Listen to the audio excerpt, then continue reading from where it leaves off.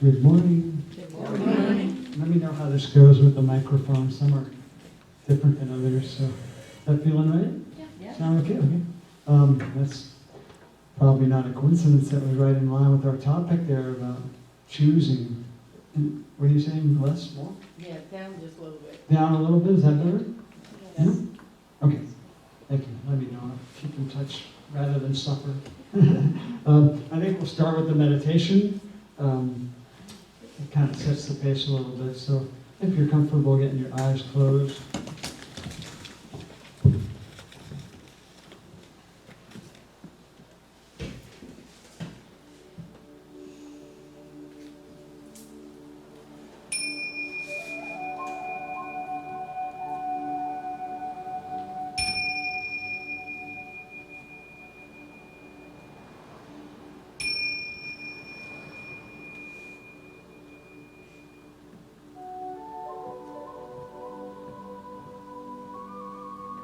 Just become aware of your feet on the floor, grounded, connected to Mother Earth.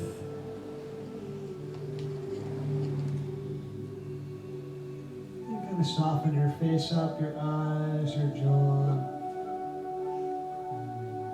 And just kind of relax into this beautiful present moment.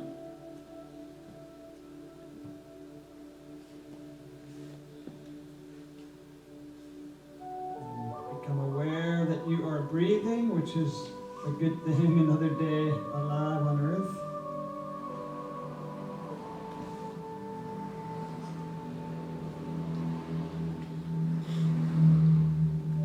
Let the breath be easy, natural, but deep, courageous, expansive.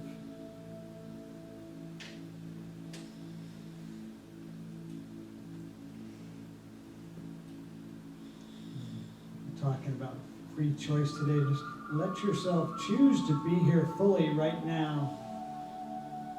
Nowhere else, here now. And start to deepen the breath a little bit. We'll add a little pause at the end of the in-breath and a little pause at the end of the out-breath. So 4-part breathing. A deep in-breath with a pause for a second or two, and then a deep out breath with a pause for a second or two.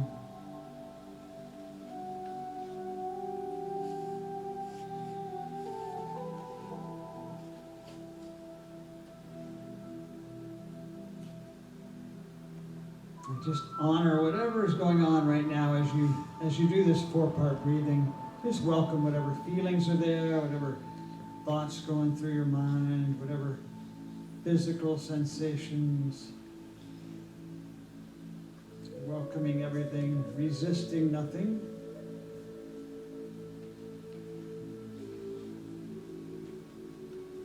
Shoulders drop.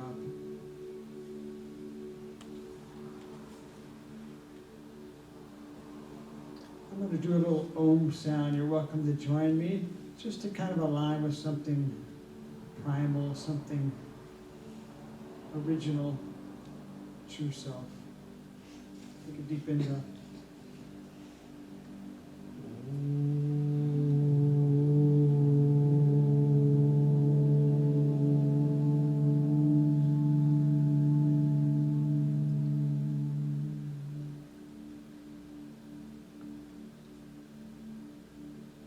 So just take a moment now, just reflect without judgment, with compassion. Who does the choosing in your life? Where is the free will?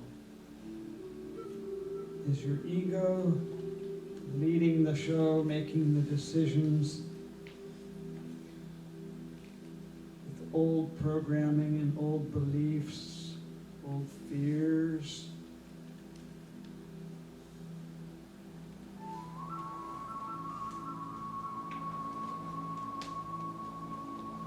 All of us probably do to some extent.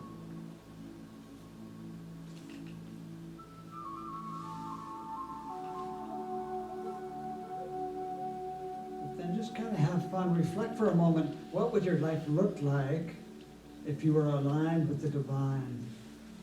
If your true self was guiding maybe you call it intuition guiding, your heart guiding, aligned with your true self, your truth. What would your life look like and feel like if you were aligned with that flow, a bigger part of you choosing? How would that feel? What would that look like without the struggles with decisions? Just tapping into that deep intelligence. Just kind of play with that for a minute. Visualize that, feel that, invite that. You might even recall a time when you've done that, how that felt.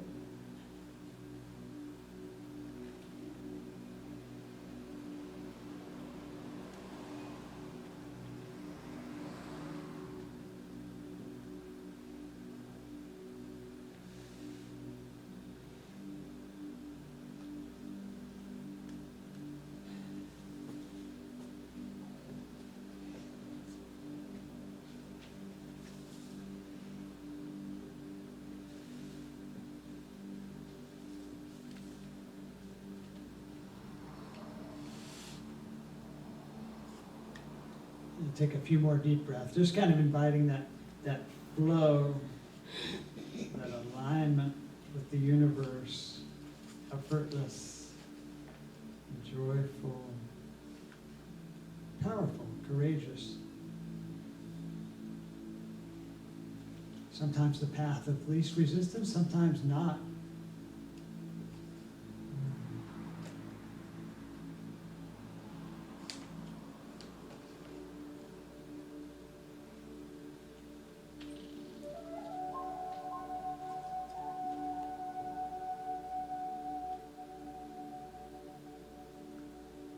Couple more deep breaths.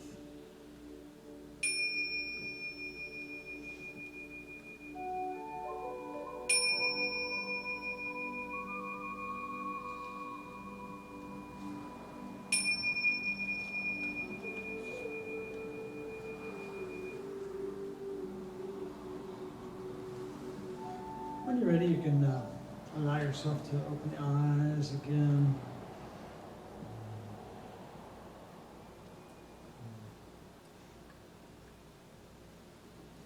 So, yeah, that was a nice little intro, that last song, about a lot of choices, huh? Stay in the cage, fly, don't. So, good morning. Thank you for having me. First time here. I didn't know that on the way over. I thought I was going to the same place I was at last time, but it was the wrong town. So, I was like, I don't know this place. So, good to be here. Liz and I live in Everett, and we've been away for a week now. We've been leading a yoga, hiking, backpacking trip through the Olympics around the whole peninsula. So beautiful. What a place we live in, huh? So we're just heading home today. It's our last stop.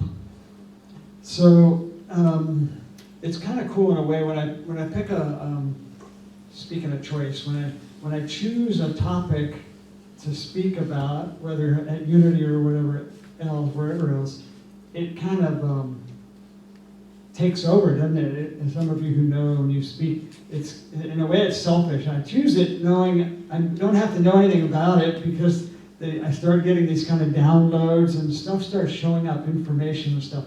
But still, although I've learned a lot just kind of reflecting on this topic as we approach this gathering here today, I realize I don't know anything about what I'm talking about. The more I teach, the less I seem to know.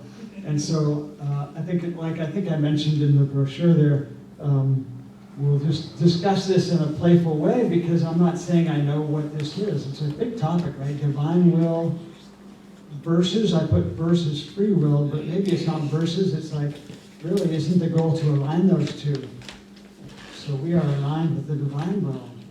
I think that's the goal of this little chat today.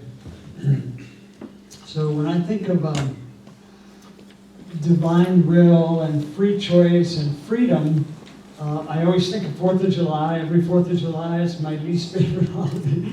It's like this time of fireworks and all our pets get traumatized. So we always go out in the woods on 4th of July. But I always kind of get a little bit, I don't know, maybe irritated is the word, or confused, because we got this big celebration for freedom, but are we really free, right? So many of us are aligned with the voice in our head and our ego, and all this old programming and fears, and we like to think we're free, and in a way the 4th of July celebration of freedom, I know there's some beautiful history to it perhaps, but it's almost like a distraction from really looking at our life and saying, wow, am I really free? Or am I suffering? Because if we're aligned with the false self, the egoic self, we're not free, we're suffering, in my view. So I think that's what we're kind of going to talk about a little bit here. I think I have a quote here. John Kabat-Zinn, you know, the mindfulness meditation guy, he says, we talk of freedom, but we are a slave to habits of mind, not even in our bodies, let alone our right minds. So we talk about freedom, but just tell someone that's hooked on drugs, just say no, just quit. It's not that easy, right? When I was in India, the teacher, there was this kind of guru we went to, Bhagavan, and I got to ask a question. I said, how do I stop hating and judging myself and others? And he looked at me and said, you're hopeless. He said, you have no hope to do that on your own. It's like, well, what about free choice? And I'm not sure exactly what he meant, but I know these patterns are really deep. I mean, I've tried to stop, I don't know, I'm popping a little bit here. Like say, I have a challenge sometimes judging, and I haven't been able to just use my free choice to stop doing that. It still happens. It's pretty intense, some of this stuff, right? So where is that free choice? There is a free choice, and there's some paradox here, because these things are pretty damn deep, and it might take a little something to jar us out of some of these patterns, right? At the same time, I think it's an amazing time of, while few of us, I would argue, are free, I think more and more people are free. People are waking up. There's a huge shift as prophecy. Many amazing teachers on the planet that are showing us the way to freedom. I mean, just think of one that comes to mind, Eckhart Tolle, showing us what a prison the mind can be and the ego and that voice in our head. At the same time, showing us ways out of that, and many people are pulling out of that. I mean, yoga, we got 37 million people doing yoga now, about the same amount of people doing meditation. Just so many amazing teachings and books and teachers. So I think more and more people are getting free as prophecy. That's the energy that we're in right now. It's offering an opportunity to start seeing these programs and the things that keep us in those little bird cages, right? Let's see. Where are we going? Here's a quote. I'm reading this book right now by Gina Lake. Anybody hear of her? She's got a book where she channels Jesus, supposedly. So who knows? But some of the stuff in the book is so powerful. But this is supposedly Jesus.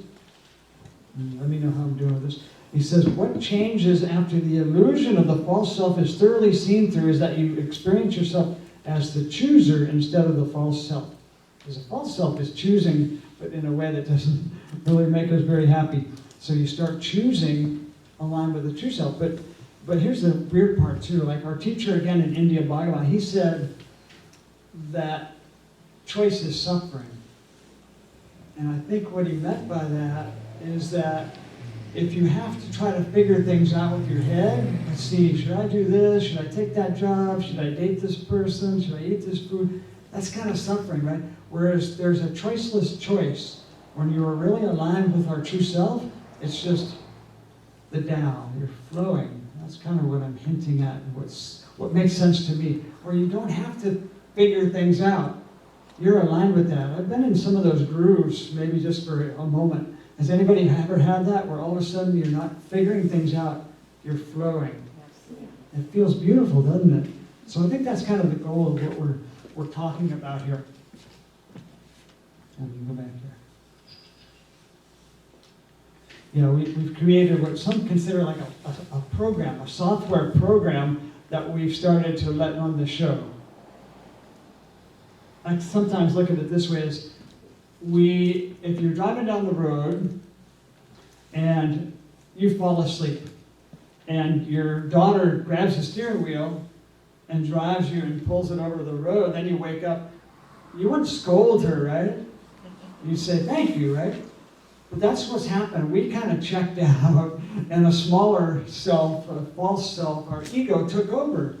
The mind's a great tool, but the egoic mind you don't want running your life. So if it does that, we can, instead of scold it with compassion, we can say, wow, thanks for taking over, because I kind of disconnected from my true self, my true voice, my heart, whatever you want to call that. And then we get back on track. Thank the mind for taking over, but start to let a choiceless choice, a true self guide the ship. Does this make sense? So then that it's not divine will versus free will. See, here's where it gets very interesting too, I think, because the divine will is and always has perhaps run the show, whatever you want to call that, the universe, God, whatever, right? But it's kind of a paradox. In that infinite love, this divine self, also divine will, also lets us go astray or choose a little bit different at times, right? Not completely. It's kind of like a river, right? The river's gone its own way, right? We're like a little raft there. We can't control the river, but we have a little say, free will about where we're going to steer a little bit, but there's something bigger running the river. We're not going to stop the river, right? So I think that's kind of what's going on. How do we align with that true will? But that loving will does let us make little mistakes and go apparently against divine will, so we can learn a lesson, experience something, like a loving parent. Say, okay, I'll let you do it that way and see what happens. Go ahead and date that guy, see what happens. You know what I mean? So there's a love there. So the divine will is not necessarily in conflict with the smaller self, free will. Oh, here's an example I wrote down. When we were down in Brazil, do you know John of God? Have you heard of John of God, the healer? Oprah did a special on him, and we went to see him twice, in Brazil and in Rhinebeck when he came up here. Anybody know what's going on with John of God right now? Well, he's apparently in jail. 300 women have come forth talking about some things. So isn't this interesting? I think it's a great example of divine will. He has opened up, if you believe this sort of thing, we've witnessed and experienced miracles with him. Amazing healer. Apparently about 37 different beings have worked through him. You know what I mean? He's a trance medium. They come through, all these doctors and beings from the past, come through and work on people. Thousands, millions of people you probably worked on by now. I don't know how many. But a lot of miracles. People line up down there in Brazil, in this little town. And that's beautiful. These beings come through. But he's also allowed free will to do what he wants, and his human self got himself in a little bit of trouble by, I won't go into all the details with women, you can kind of guess. So isn't that interesting? Divine will and opening up to doing very beautiful acts of love and miracles, and doing these horrific things as well. Because that's the game we're in here of polarity. We're allowed to do these things, but the big clue, I think, is if it causes you suffering, that's when you might say, well, I had free will to do that, but do I want to continue doing this? Causing myself and others pain. So very interesting, isn't it? It's quite a game we sign up for here. Very interesting. But these beings that were helping with the miracles, they didn't stop them from doing these atrocious things, because that's part of the game here, free will. It seems to me. So let's see. Yeah, here's what Rumi says. My life is not mine. So this is that choiceless choice. Again, our teacher in India would say it's all happening automatically on some level. So then it gets, see, we're going back and forth here between choice and no choice. But Rumi says, my life is not mine. So that's when you surrender to that bigger intelligence. And there's not much struggle with decisions at that point, it would seem to me. So let's see, I wrote down a bunch of choices here. The rest of my time here, I'd like to share some choices. There's some big choices we have in every moment. But here's some, I think maybe about a dozen I wrote down here of important possible choices to play with in our life, right? And the first one I wrote down here is, it's kind of like this. Here's one way of looking at it, is that the divine or God or the universe, whatever, obviously wants to experience what's going on because that's what's going on. In other words, the divine maybe chooses to create this immense game of different planets and different beings to experience everything. You and Nora are different from Liz and each person, right? There's this thing called astrology, right? Where if you're born at 208 versus 209, you're aligned a little different with the stars and you're kind of maybe different horoscope and all that. And we're all different, so we come in with these different personalities and tendencies, obviously not by mistake. So what is our choice in this? Our choice is, I would say we probably chose that. When we're going to come in, what parents, that's my belief. So we can experience something different, this spark of the divine. That's a big choice. So our choice at that point, after we know that, what good does that do? Is that we can say, okay, I can surrender to this role I'm playing here and play with these tendencies and lessons, or I could resist it and just let the ego play the game. You see what I mean? Does that make any sense? There's a choice in there, right? It's kind of like we did improv. We went to improv about a month ago. And what do they do there is you try not to think too much and you go with the flow. I'm playing a role, like we're all playing a role as human beings, but we're more than that, right? We can lose ourselves and say, oh, just let the ego play the role and try to control everything and see if people like me and all that. Or we could say, okay, I'm playing this role as a human being with this type of body and stuff, and I can kind of surrender to that and play a game to the best of my ability and let the divine live through this creation. Does that make sense? That's kind of a fun way to look at this as well. So you see, doesn't that sound a little easier? It's like trusting the universe created me in this body, this life, this personality, so I may as well just have fun and play it the best I can, not get identified with it. Does this make sense? These are fun ways, I think, of looking at all this. So that's the first one to play around with. And then I've got a few more here. Next choice is to be here. Just to be here fully. We went to MatCon, right, recently. And that's what we talked about, right? Just being here fully embodied. This is a biggie, right? We have a choice. A lot of us know how to escape out the crown chakra and or distract on our computers or our gadgets or our TV or our beer or ice cream. There's a million distractions, right? But a big choice is to start to say, wow, what if I start to really just be fully here embodied now? That's a very important choice for the planet, I think. I think a lot of us are floating around the universe and not dealing with what's going on in our very own body. So anyway, that's I think a very important choice we can play with.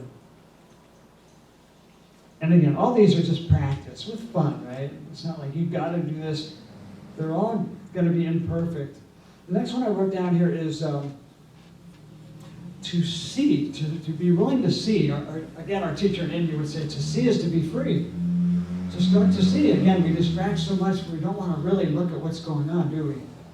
We don't want to really see. We're I want to see that. I might have to change something. So start to see the ego constructions and the behaviors and the patterns, the grooves we get stuck in. And start to just witness that. Witness our shadow. That's a biggie, right? Start to witness those parts of ourselves that are very interesting. We don't want to look at those too much, right?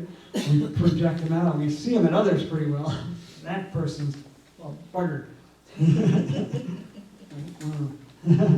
We're doing that with our president very well right now, right? We're not taking our projection back. That person is, my mother did that on September 11th. She said, I hate people who hate. Oh, that's very revealing. The next one I wrote down is to, this is the biggie, right? Love what is.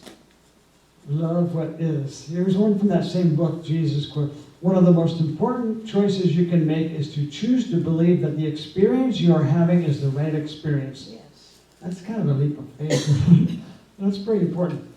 But that's a big one. How many teachers, Adya Shanti, Byron Katie, Eckhart Tolle, Bhagavan, many teachers talk about the sure way to suffer is to argue with life and fight against life. What is? It is.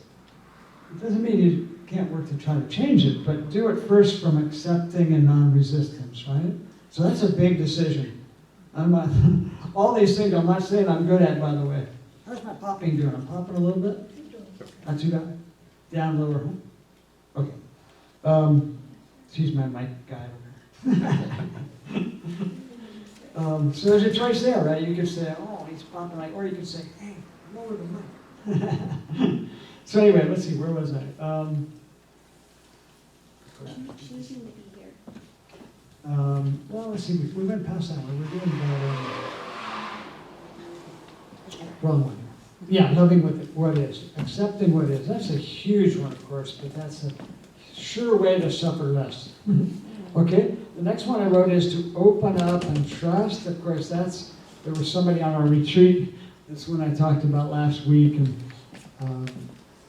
speaking of control, she was trying to control a lot of things out of fear. And I said, a couple times I said, can you trust? And she said, I can't trust.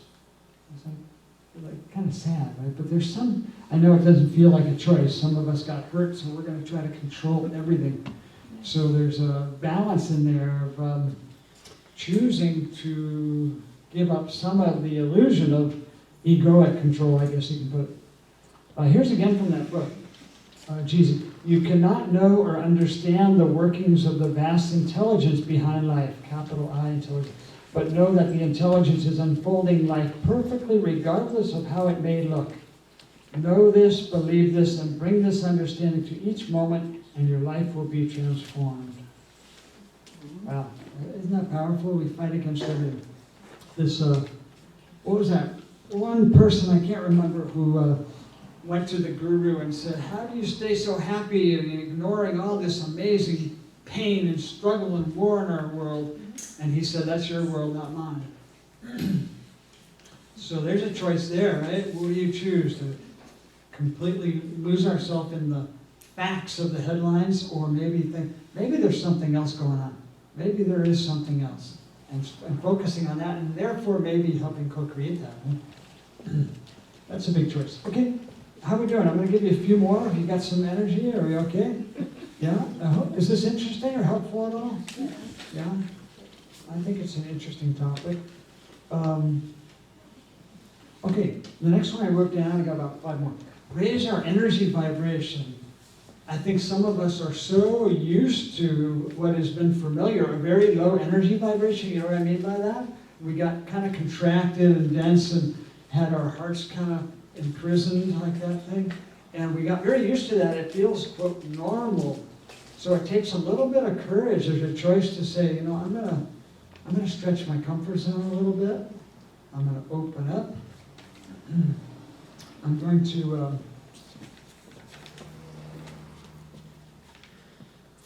just raise that vibration, and it might mean I'm a little more bright and a little more noticeable. Ouch, that's scary, right? Because some of us are carrying memories and trauma from how many had parents that said, simmer down, or don't be so bright, or who are you to sing that song? Or past lives where we were burned at the stake for speaking our truth or being a healer. So we got these things in our DNA and stuff, so it takes a little courage to start to say, you know, it's a little safer now. The vibration on the planet is lifting. I'm going to lift my vibration and stand a little taller and start to follow my joy and stuff and see what happens. I mean, it's a little safer. Plus, what kind of life is it in the cage where we just say, well, I'm safe here. Nobody's noticing me. I'm fitting in with this very low, contracted vibration on the planet. Does this make sense? That's a big leap of faith there, to start to lift your own vibration. The next one is, all these are kind of similar, right? Different way of, be true to yourself. Be true to your truth, your intuition.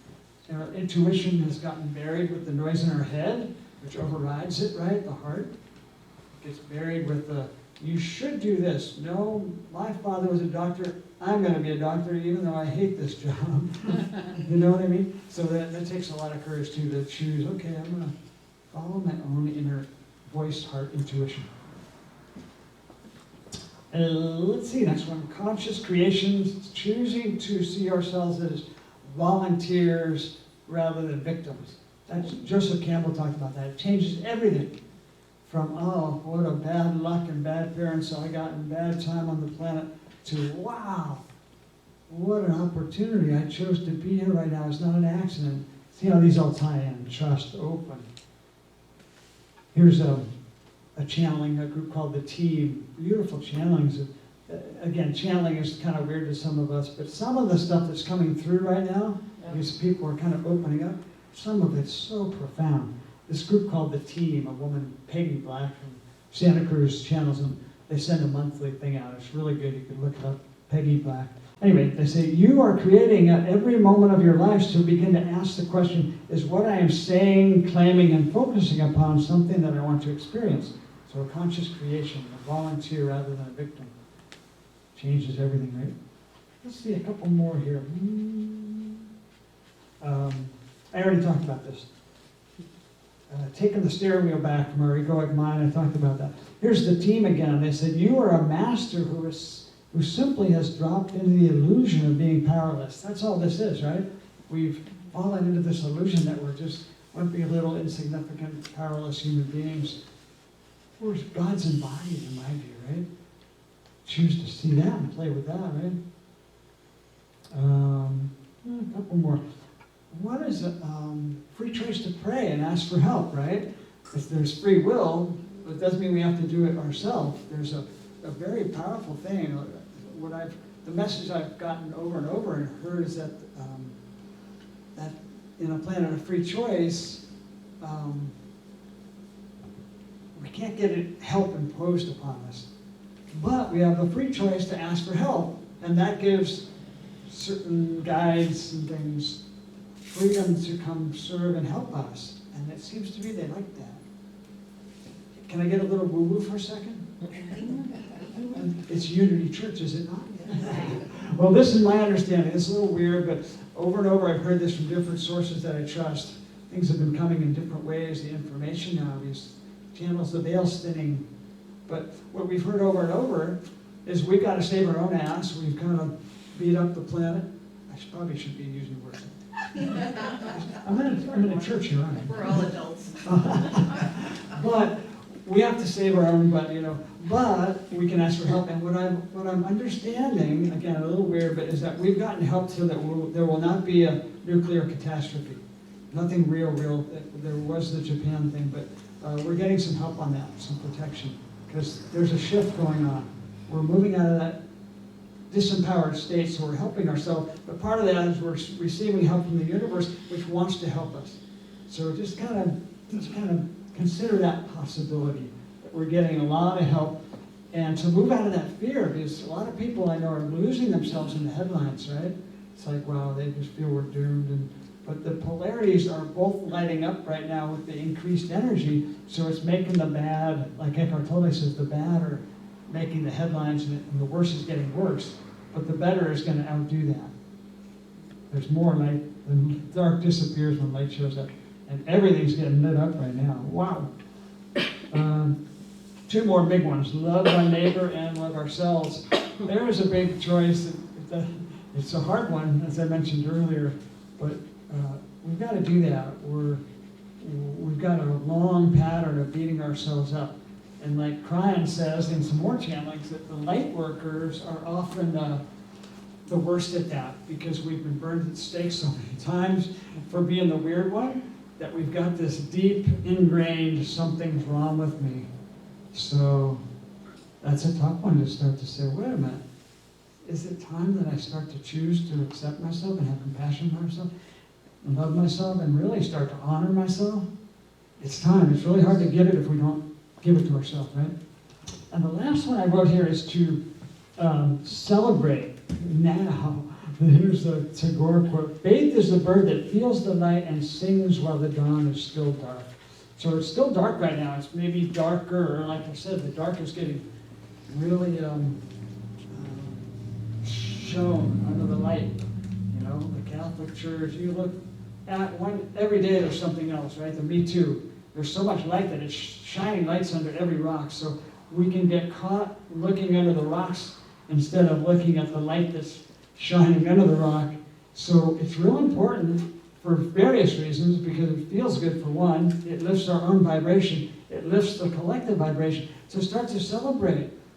These guys, the prophecies that they talked about, which got buried in the fear-mongering, oh, we're going down, Y2K, something else to be afraid of, it's getting worse, look at this, look at that. Or we could say, wow, they were talking about an opportunity, a choice point at this time, and all my guidance is saying that we are going to do it, that we are already past the point of all these prophecies about how we're going to beat out or destroy the planet and each other. We're already beyond that to a certain point. Who knows what's going to happen? But my heart is saying that we can celebrate because we turn the corner and that we're starting to awaken and we're hitting a critical mass.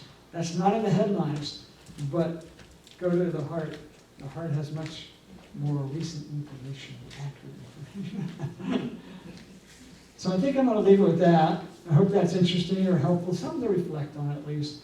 So really nice being with you. Thanks for having us, and blessings to you all.